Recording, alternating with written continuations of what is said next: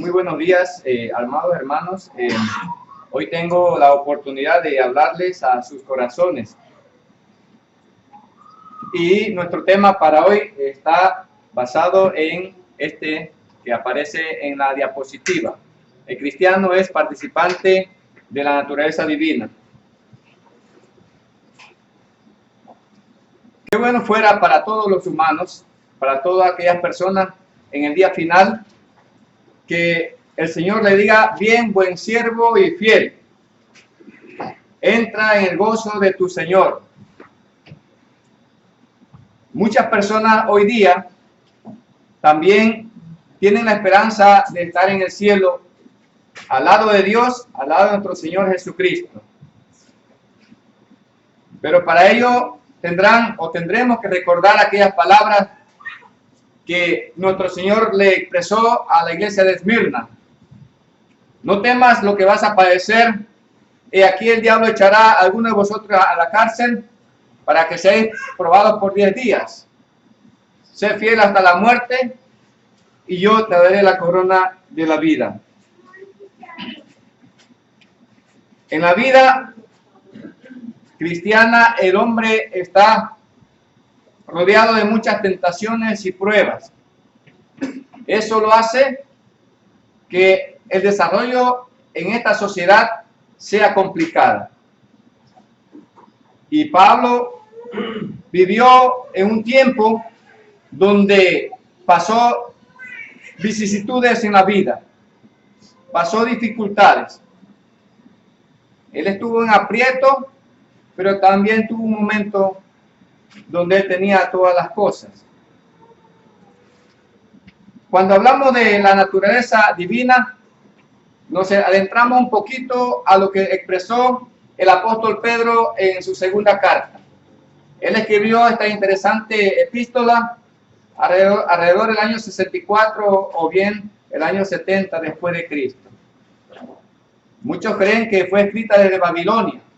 Y cuando él escribió en su primera carta, él ayudó a los hermanos de Ponto, de Capadocia, del Asia Menor, y expresó que la vida cristiana es una vida de mucha prueba y que es necesario que a través de muchas tribulaciones, que a través de muchas pruebas, eso le sirva para que la fe sea más firme, como el oro.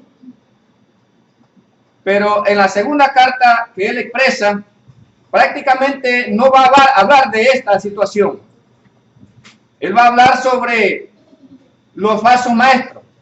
Va a hablar de cómo equipar a los cristianos para contrarrestar estas corrientes ideológicas, como era el gnosticismo de aquel entonces.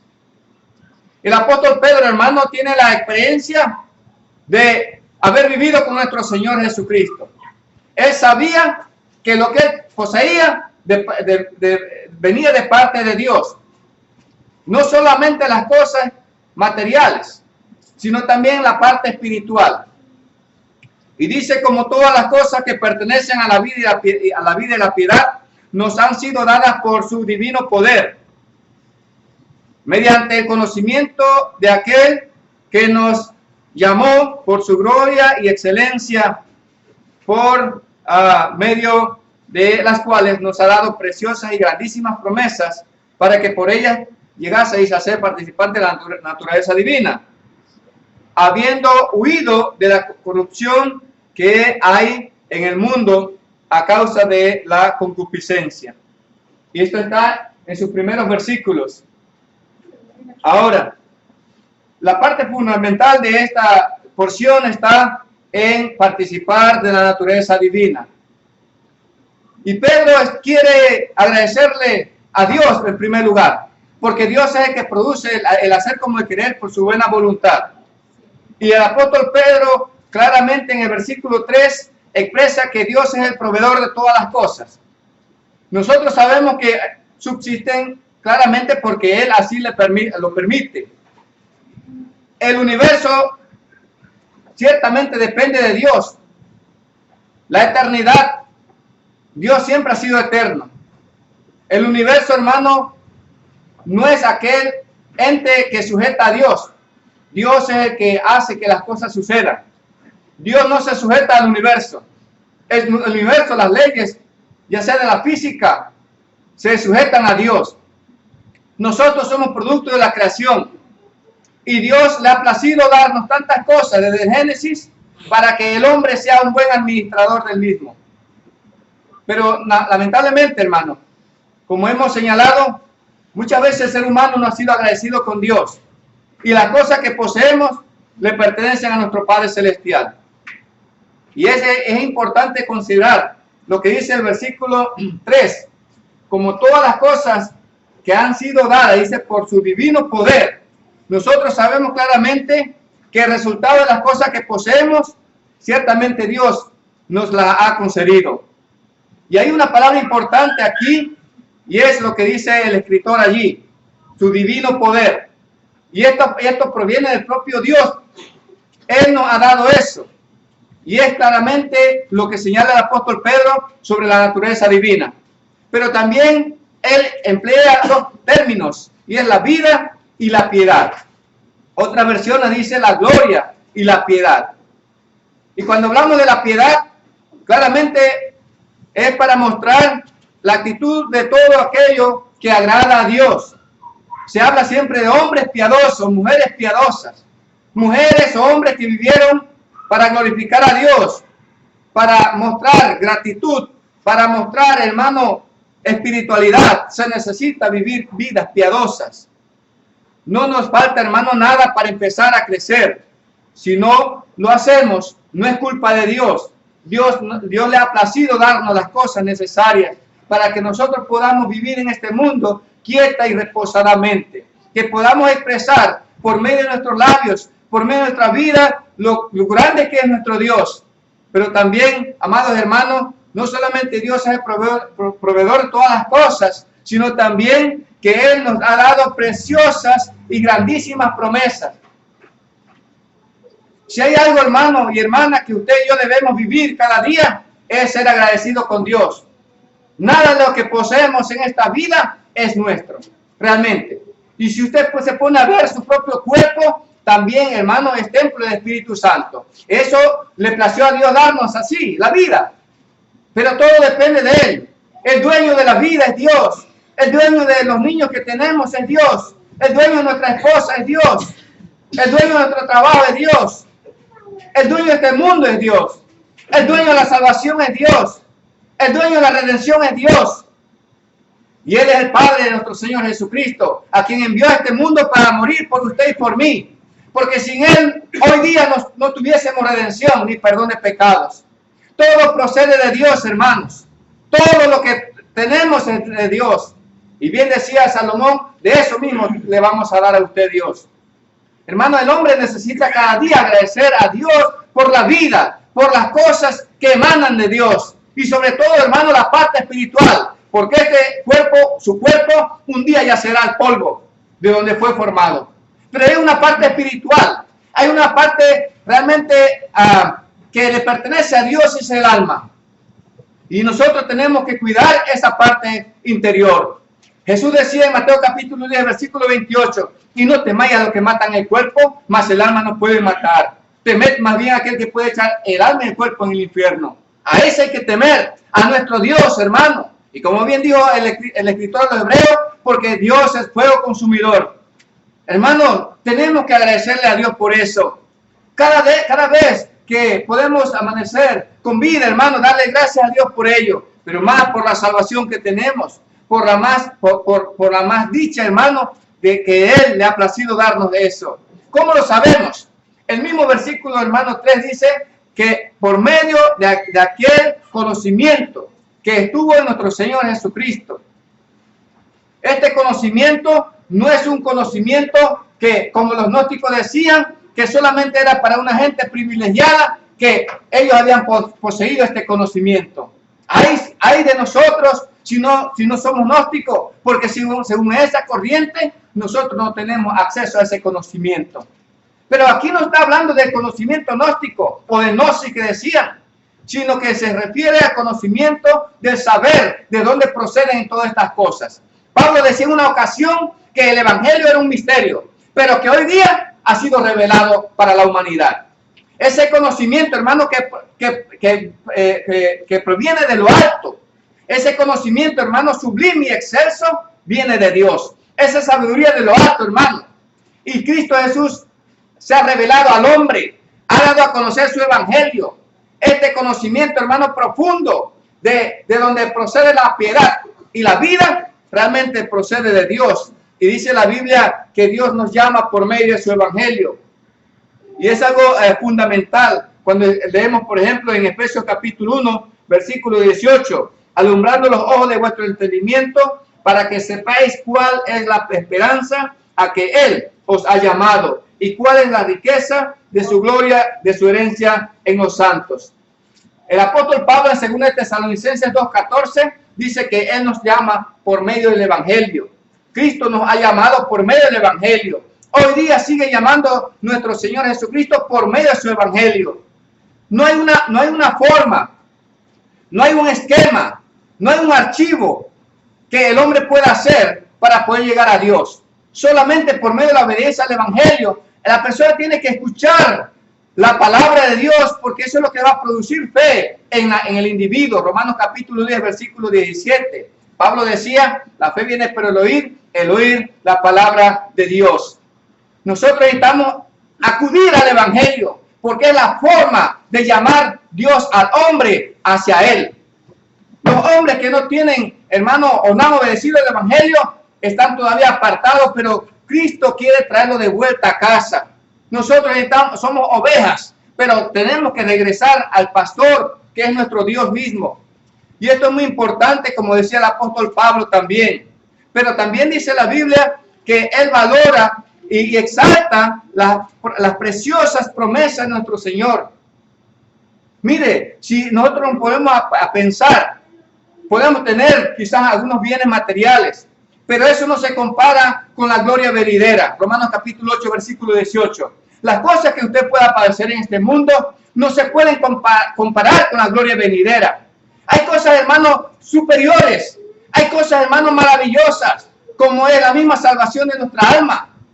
Juan, por ejemplo, cuando escribió en el libro de Apocalipsis, hablaba para una manera metafórica, para hablar de las calles de oro y mar de cristal que se encuentran en la gloria eterna, en la Jerusalén celestial.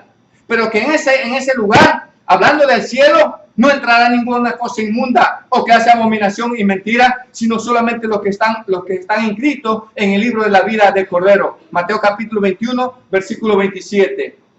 Si usted no está inscrito en ese libro de la vida, si usted no ha obedecido al evangelio, le exhortamos que usted se ponga en paz con Dios cuanto antes. Y nosotros los cristianos, hermanos, de igual manera tenemos que hacer firme nuestra vocación y elección con que hemos sido llamados. Necesitamos, hermanos, cada día apreciar la vida, apreciar la piedad, hermanos, las virtudes que proceden de Dios. Y así nuestra fe va a cada día ser más firme. Pero estas cosas que debemos, hermanos, tratar de valorar son, por ejemplo, la vida y la piedad. La protección divina, por ejemplo, como dice el apóstol Pedro en el capítulo 2, versículo 9. Si hay algo, hermanos, que Dios protege y que ayuda, ¿verdad? Y como decía el salmista David, Jehová es mi pastor, nada me faltará, es nuestro Dios. No solamente Dios es nuestro pastor, también, hermanos, Dios es su escudo. Dios es nuestra fortaleza. Dios es nuestro pronto auxilio en la tribulación y en la angustia, hermano. Dios está allí. Dios siempre se ha manifestado de esta manera. Él, hermano, está como aquel padre las 24 horas del día. A pesar que nosotros seamos desleales a Él, Dios siempre ha sido fiel, hermano. La fidelidad de Dios nunca ha decaído. Nosotros necesitamos, hermano, a valorar y apreciar cuánto amor Dios nos brinda. Y esta es la parte fundamental. Promesa, hermano, que cualquiera no lo puede dar, solamente nuestro Dios. Pero no solamente le brinda a usted protección, como decía el rey David, aunque ande en valle de sombra de muerte, no temeré mal alguno. Y es verdad. Por ejemplo, ayer andábamos por Santiago, expuesto a cualquier peligro, a cualquier accidente. Pero ahí Dios nos ha librado. Dios nos trajo con bien. Escuchábamos algunos hermanos que decían, ya estoy en casa. Gracias a Dios, hermano. Y usted hasta este día también Dios lo ha cuidado. Dios nos protege siempre y solamente porque somos ovejas de su prado. Pero también, hermano, Dios nos ha dado la vida eterna. 1 Juan capítulo 2 versículo 25 nos habla sobre eso, que Él nos ha dado la vida eterna. También, hermano, dice la Biblia que somos coherederos de la gracia. Solamente, hermano, coheredero es uno que está en compañía de herencia, que va a heredar la vida eterna. Y eso hablaba del Espíritu Santo también. Estamos, hermano, sentados, dice, en los lugares celestiales, en Cristo Jesús. El mundo o la gente que no busca de Dios no tiene este privilegio de un día estar sentado con Dios para siempre. No, pero nosotros sí, también somos miembros de la familia de Dios.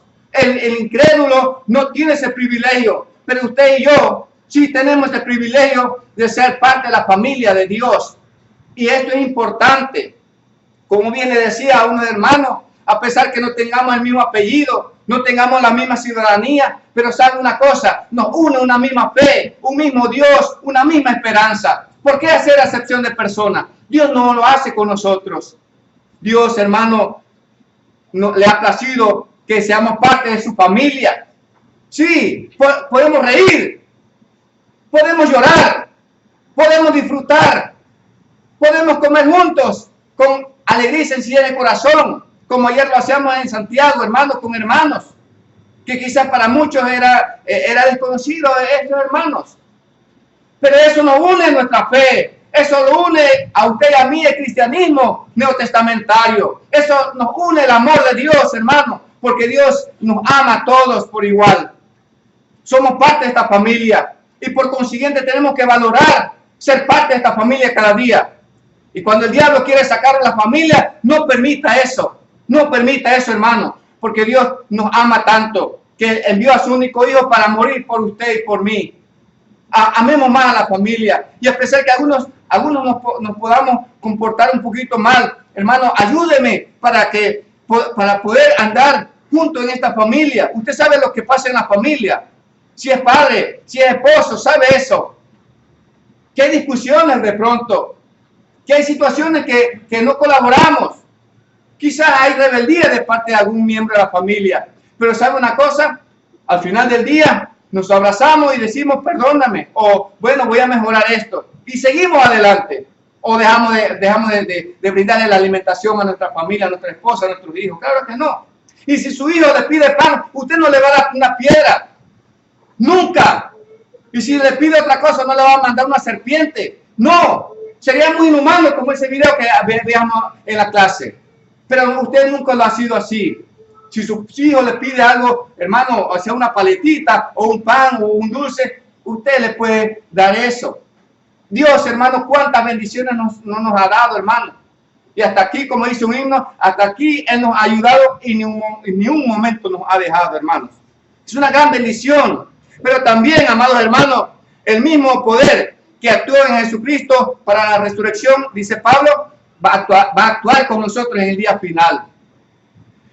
Si no hubiese la resurrección de Cristo, el cristianismo no tendría sentido.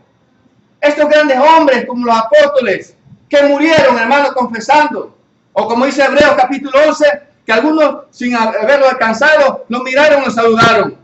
Ellos no hubiesen muerto, hermano, aserrado el filo de espada por simplemente querer morir. O como Pedro, que la historia dice que él murió crucificado cabeza hacia abajo. O Pablo, en el año 68 aproximadamente después de Cristo, que según se dice fue ejecutado por Nerón. O Jacobo, Hechos capítulo 12, que también Herodes le quitó la cabeza. ¿Usted cree que si ellos no creyeran en esa resurrección o era un cuento de hadas, ellos hubiesen querido morir de esa manera? No, claro que no. Ellos estaban convencidos de quién habían creído, como dice Pablo en 2 Timoteo capítulo 1 versículo 12. Ellos estaban claros, hermano, de que Jesucristo había resucitado. Y Pablo en 1 Corintios habla suficiente sobre muchos, hermanos, testigos que pudieron presenciar la resurrección de Cristo. Lo vieron. Habían 500 hermanos a la vez y estaban vivos. Ahí estaban los apóstoles que pudieron testificar acerca de la resurrección de Cristo. Y dice Pablo al final, como un abortivo se me apareció a mí. Claro, cuando iba camino a Damasco, persiguiendo a los cristianos, Jesús se le apareció en el camino. Pablo tuvo esa oportunidad, esa experiencia de ver a Jesucristo resucitado. No había ninguna duda, hermano. No había ninguna duda en cuanto a la resurrección de Cristo.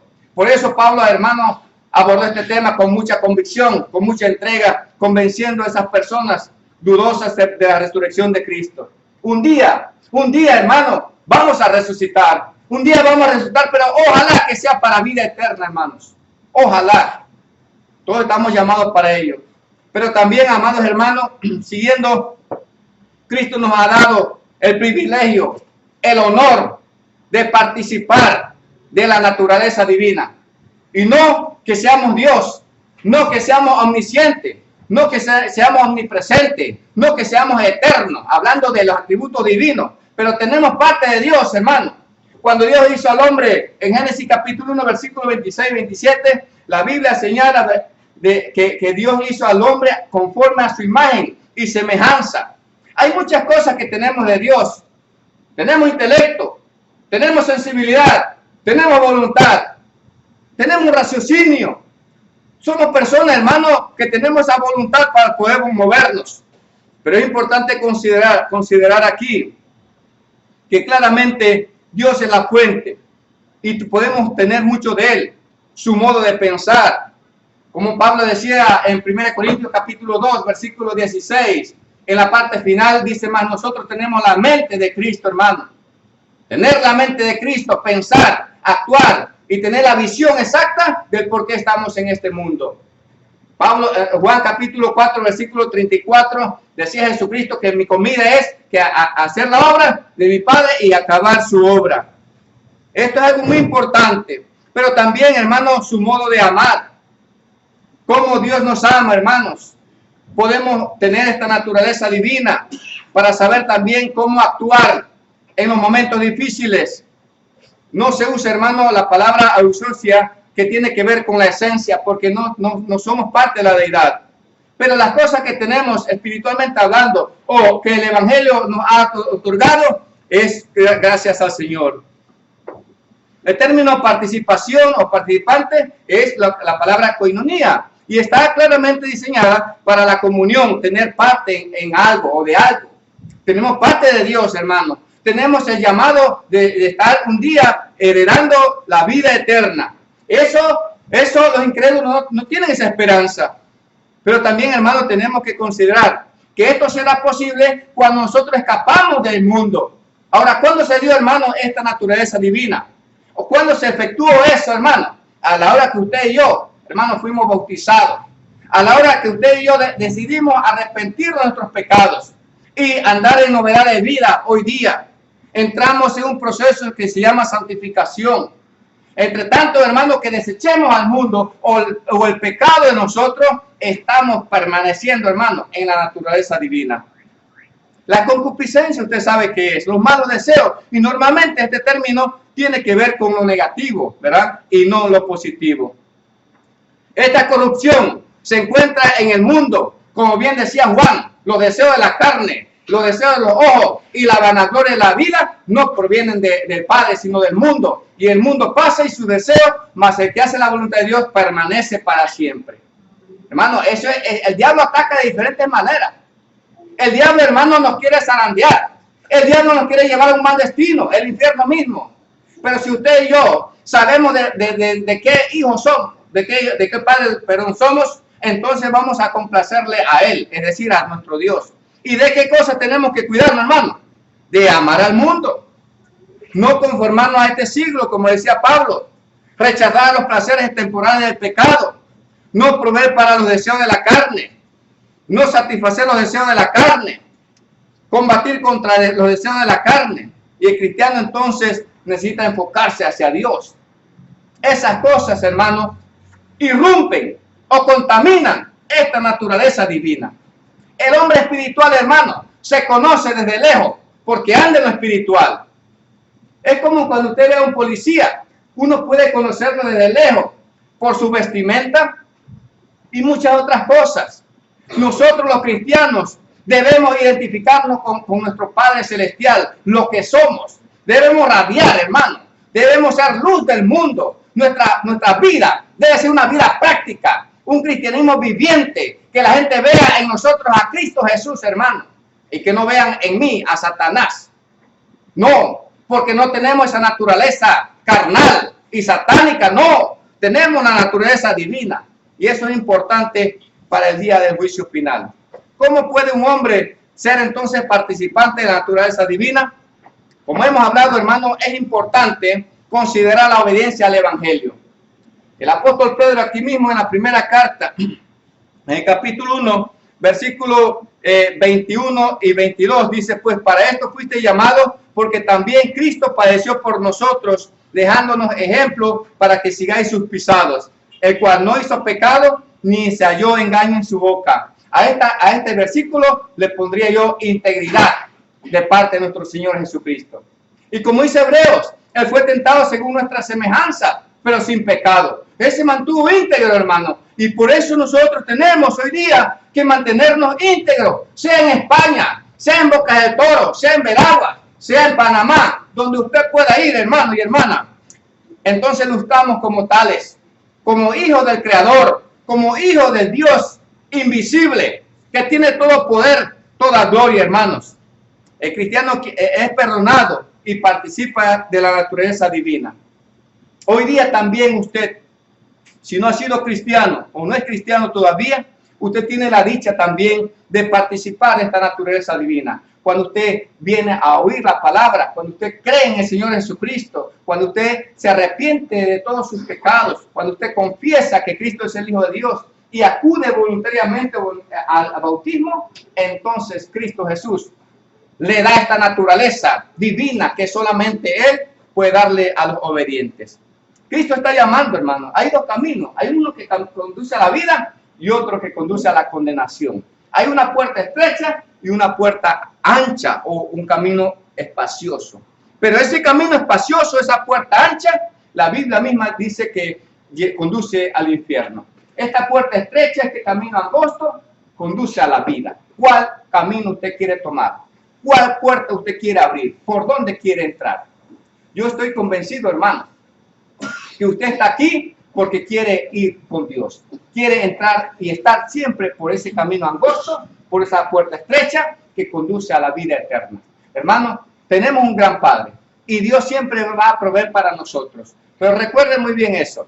La gente podrá participar de la naturaleza divina cuando es un obediente a nuestro Dios. La obediencia es la clave en todo ello. Y debemos considerar, como dice aquí el apóstol Pedro, por lo cual, hermano, tanto más procurar hacer firme vuestra vocación y elección, porque haciendo estas cosas no caeréis jamás. Y él habló, hermano, a la fe, virtud, al conocimiento, dominio propio, al dominio propio, paciencia, todas esas virtudes son importantes. Pero todo será posible si la obedecemos. Podemos entonces llegar a un momento a estar firmes y nada nos podrá, hermano, apartar del amor de Dios. Espero, hermano, que usted y yo podamos seguir conservando esta naturaleza divina, entre tanto que estemos en este mundo, porque somos luz del mundo, porque somos hijos del invisible, hijos de Dios, hermano, hijos de un buen Padre. Identifiquémonos con Él. Que el Señor les bendiga. Amén.